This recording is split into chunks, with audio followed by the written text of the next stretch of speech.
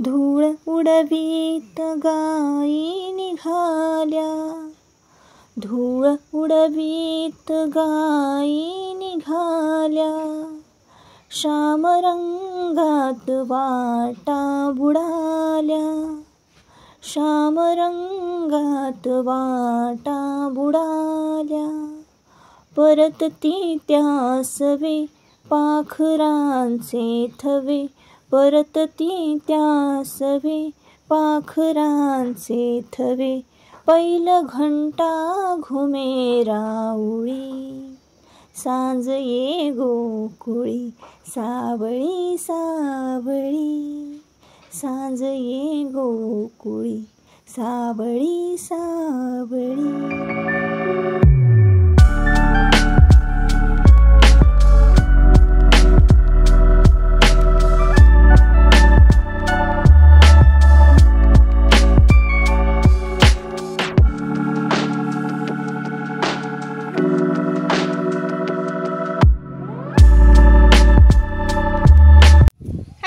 नमस्कार, मी सुप्रिया. नवीन एका ब्लॉगमध्ये आपलं मनापासून स्वागत करते.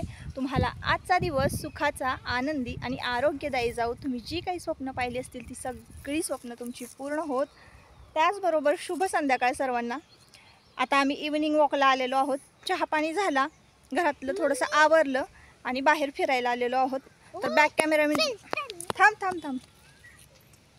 तर इकडे बघा किती छान असा मोकळा रस्ता असतो संध्याकाळच्या वेळेला. तर आता इकडनं आलो फिरून संध्याकाळी. इथं माझी एक मैत्रीण आहे ना, तिच्याबरोबर थोड्या गप्पा मारायच्या आणि घरी जायचं. तर आता सूर्यास्त होत आलेला आहे. तर सूर्यास्त झाला बघा इकडे. तर संध्याकाळच्या वेळेला ना थोडंसं असं फिरलं पाहिजे. असं छान मोकळ्या वातावरणामध्ये ना फिरलं की जरा मानसिकता जी आहे ना आपली ती बदलत असते. म्हणजे एक मानसिक शांतता जी आहे ना ती लाभत असते. तसं आता ब्लॉगला सुरुवात केलेली आहे. घरी जाऊन भरपूर कामं आहे, तुमच्याबरोबर शेअर करते. ब्लॉग कंटिन्यू करा. आणि हा बघा कसं वाटतं बाहेर फिरायला आलं की उन्हाळ्यामध्ये. चांगलं वाटतं. आणि मग काय करतोय तू असं? मी ना दांडी शिकते. असो, चला आता मस्तपैकी छान पाय मोकळे झालेत, घरी जाऊया आणि आपल्या कामाला सुरुवात करूया. तर घराच्या बाजूलाच ना असा मोकळा असा रस्ता आहे. आणि मॉर्निंग वॉकला, इव्हनिंग वॉकला ना बरीचशी माणसं इकडे येत असतात. संध्याकाळची पण असतात फिरायला आणि सकाळची पण असतात. उन्हाळी दिवसामध्ये, हिवाळ्यामध्ये सुद्धा.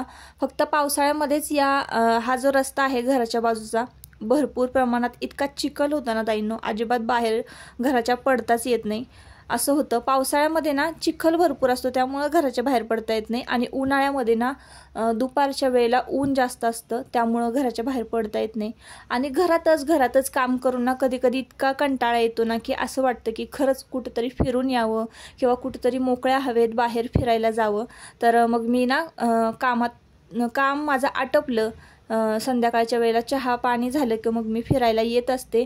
आणि मग जरा मोकळ्या वातावरणामध्ये फिरलं की जरा बरं वाटतं, जरा फ्रेश वाटतं, एनर्जेटिक वाटतं. तर इथं बघा मी हा बोर्ड लावलेला आहे. मी गुढीपाडव्याला हा पिको फॉलचा जो बोर्ड आहे तो लावलेला आहे. तर एका ताईंनी मला कमेंट केली होती की ताई मी पण पिको फॉल करते, ब्लाऊज शिवते, पण माझ्याकडे कस्टमर येत नाहीत, कमी असतात कस्टमर. तर काही उपाय सांगा ना मला त्याच्यावर.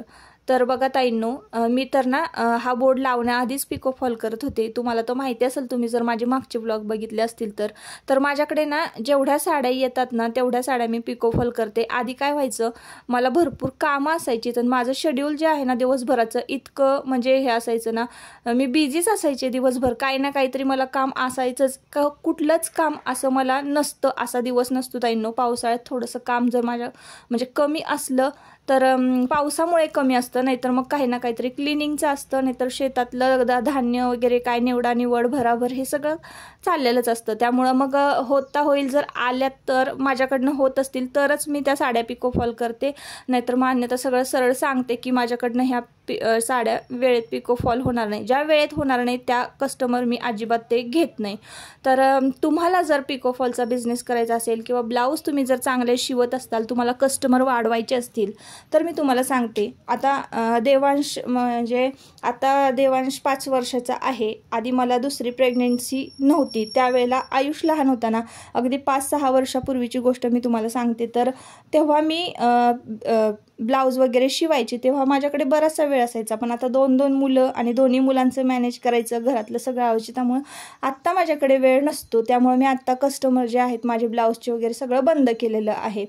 तर मी त्यावेळेला काय करायचे ताईंनो, आता इतर लोक जे मार्केटमध्ये घेतात, आता समजा 200 रुपये 250 रुपये जर साध्या ब्लाऊजची किंवा विदाऊट डिझाईन ब्लाऊजची शिलाई असेल, तर मी माझ्याकडे ना एक 50 रुपये कमी करायचे, 5-50 रुपये कमी करायचे. आणि असंच मी भरपूर असे गिराईक जे आहे ना, तर ते जोडलेले होते, जे की माझ्या म्हणजे एकदा का आपली सवय लागली ना गिराईकांना, तर ते कुठंही जात नाही. तुम्ही सुरुवातीला ना 5-50 रुपये जरा कमी करायचे.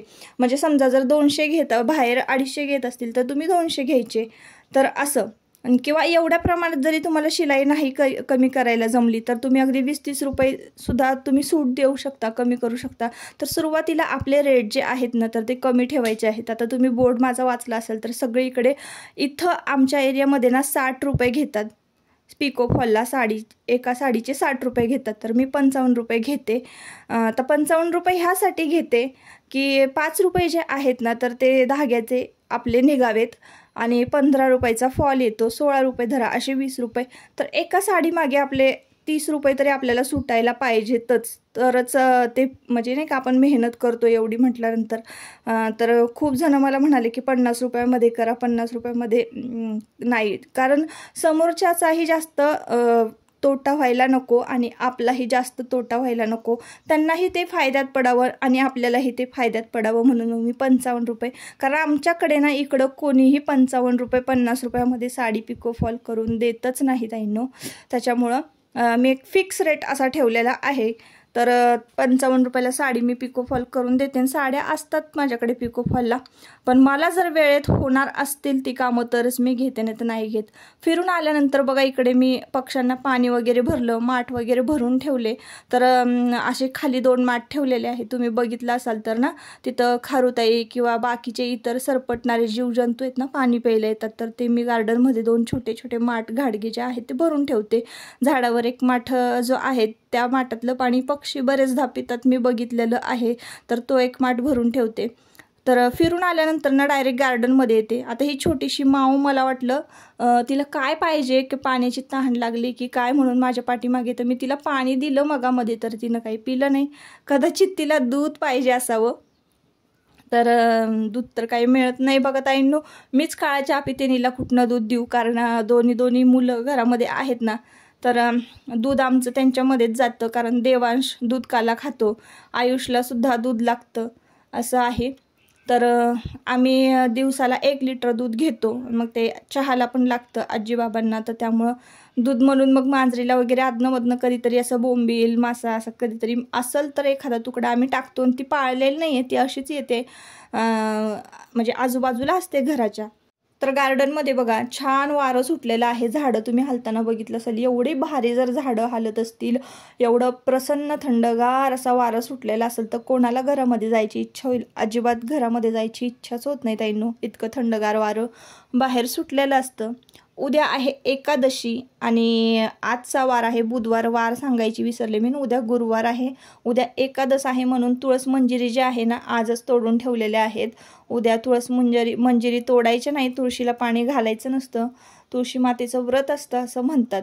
तुळशीची ग्रोथ होण्यासाठी पण मी तुम्हाला लवकरच मी एक उपाय सांगणार आहे. आणि जास्वंदीच्या झाडांवर बुरशी येत होती, तर त्याच्यासाठी सुद्धा मी एक उपाय केलेला ना. तर 1-2 ताईंनी मला विचारलं होतं की तुम्ही कुठली बॉटल आहे ती आम्हाला दाखवा. तर काय झालं, बॉटल मी फेकून दिली, संपली, त्यामुळे दाखवू शकले नाही. आता मी सर्च करून त्या बॉटलचा फोटो तुमच्याबरोबर नक्कीच नेक्स्ट ब्लॉगमध्ये शेअर करेन. तर मी आता इकडे घरामध्ये आले, तर म्हटलं चला झटपट अशी छान एक रेसिपी तुमच्याबरोबर शेअर करूया.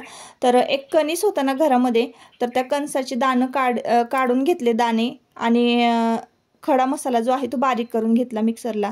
तर आधी मिक्सरला काय काय बारीक करून घेतले, 3 मिरं, 3 लवंग आणि दालचिनीचे 2 तुकडे छोटे छोटे, हे मी आधी मिक्सरला बारीक करून घेतलं. त्यानंतर 3-4 मिरच्या आणि अर्धा इंच आल्याचा तुकडा मिक्सरला बारीक करून घेतलेला आहे. अगदी जाडाभरडा बारीक करायचा आणि हे वाटण तयार करून घ्यायचं. आणि त्यानंतर आपल्याला थोडंसं जिरं घ्यायचं आहे. जिरं घेतल्यानंतर इथे चक्री फूल आणि तमालपत्र तुम्हाला मी काढून ठेवलेलं दिसत असेल मक्याच्या दाण्यामध्ये. तर असो, आता इकडे बघा की कढई ठेवलेली आहे गॅसवर, 2 चमचे तूप घातलेले आहेत आणि त्यानंतर तूप चांगलं तापू द्यायचं. त्यामध्ये जिरं घालायचं, आपण जे वाटलेलं आहे वाटण ते घालायचं. तर चक्री फूल आधी घातलेलं आहे, तमालपत्री घातलेली आहेत. त्यानंतर हे वाटण जे मिक्सरला वाटून घेतलेलं आहे सुरुवातीला आपण ते घालायचं. अगदी मंद आचेवर याला भाजायचं आहे, जास्तही करपवायचं नाही किंवा फुल गॅसवर फुल फ्लेमवर हा मसाला परतवायचा नाही. कुठल्याही प्रकारचं बघा लसूण आणि टोमॅटो कांदा कट करण्याची गरज नाही, लसूण सोलण्याची गरज नाही. अशा पद्धतीनं जाड मसाला ना आपण खडा मसाला जो आहे तो बारीक करून मस्तपैकी असा मक्याचा भात जो आहे, मक्याच्या दाण्यांचा भात, तर तो करू शकतो. असा भात तुम्ही एकदा करून बघा, खरंच खूप छान लागतो. थोडंसं मीठ घातलेलं आहे. मसाला परतल्यानंतर ना मक्याची दाणे घालायचे त्याच्यामध्ये, मक्याची दाणे छान परतून घ्यायचे आणि मग त्यानंतर जाड मीठ मी घातलं होतं. तुम्ही तुमच्या अंदाजानं बारीक मीठ जाड मीठ जे तुम्ही वापरत असाल ते घाला. आणि त्यानंतर मग मक्याच्या दाण्यांना छान पाणी घालून उकळी काढून घ्यायची आणि त्यानंतर स्वच्छ तांदूळ धुवून घ्यायचे. तांदूळ तुम्ही जे वापरत असाल ते वापरा.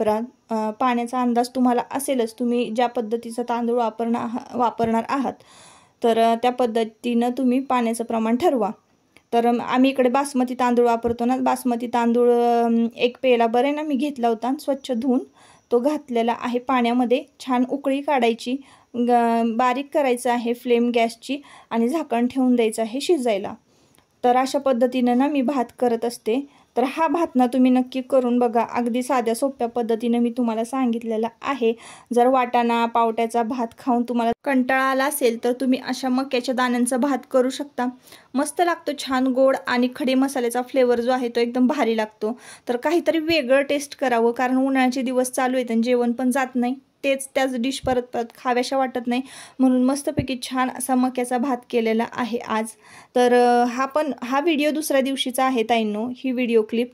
तर ती मी तुमच्याबरोबर आजच्या व्लॉगमध्ये शेअर करते ना. सध्या तुम्हाला सुरुवातीला सांगितलं मी की शेड्यूल आणि दिनक्रम जे आहे ना तो सगळा बिघडलेला आहे, व्यवस्थित असं काहीच रुटीन नाही आहे. तर मी एखाद्या दिवशी व्यवस्थित असं माझं परत पुन्हा एकदा रुटीन चालू करणार आहे आणि रोजच्या रोज रुटीन आणि रोजच्या रोज व्हिडिओ जे आहेत ना तुम्हाला रोजच्या रोज अपलोड होतील. तर सध्या तरी आता बघा आळस भरपूर आहे, दुपारचा वेळ असाच जातो. तर एका ताईंची कमेंट होती की ताई तुम्ही रोज व्हिडिओ अपलोड करत जा टाईम टू टाईम. तर आम्ही वाट बघतो व्हिडिओची. तर मला पण भारी वाटतं की खरंच कोणीतरी आपल्या व्हिडिओची वाट बघतंय आणि रोजच मी व्हिडिओ जे आहे ते अपलोड करण्याचा खरंच मनापासून प्रयत्न करेन. कारण शूट करून एडिट करणं, कधी शूट करावं कधी एडिट करावं याचा काही ताळमेळ बसेना सध्या, कारण उन्हाळा भरपूर चालू आहे, दुपारचा कंटाळा येतो. तुम्हाला पण अनुभव आलाच असेल की उन्हाळ्यामध्ये दुपारचा बघा खूप कंटाळा येतो, कुठलंच काम करावं असं वाटत नाही. तर असो ताईंनो, आता आजच्या व्लॉगचा शेवट मी इथंच करते. परत आता आपण पुन्हा भेटूया नवीन एका व्लॉगमध्ये. तोपर्यंत स्वतःची काळजी घ्या, मजेत राहा. व्हिडिओ जर आवडला असेल तर नक्की आपल्या चॅनलला सबस्क्राईब करा आणि व्हिडिओला लाईक करा. तर भांडी घासून घेतली मी भात शिजत असताना, थोडीफार जी होती ती स्वयंपाकाची, आणि नंतर मग ताक भाकरी जी आहे ना तर ताक भाकरी कुस्करून खाल्ली. आणि मग त्यानंतर भात बघा मक्याचा भात आपला तयार झालेला आहे. गरमागरम भात बघा किती छान लागतो आणि दिसतोय पण किती छान. तर म्हटलं चला फायनली शिजल्यानंतर कसा दिसतो तो तुम्हाला दाखवावा, आणि मस्त झालेला आहे. तुम्ही पण एकदा नक्की ट्राय करून बघा. तर चला, बाय बाय.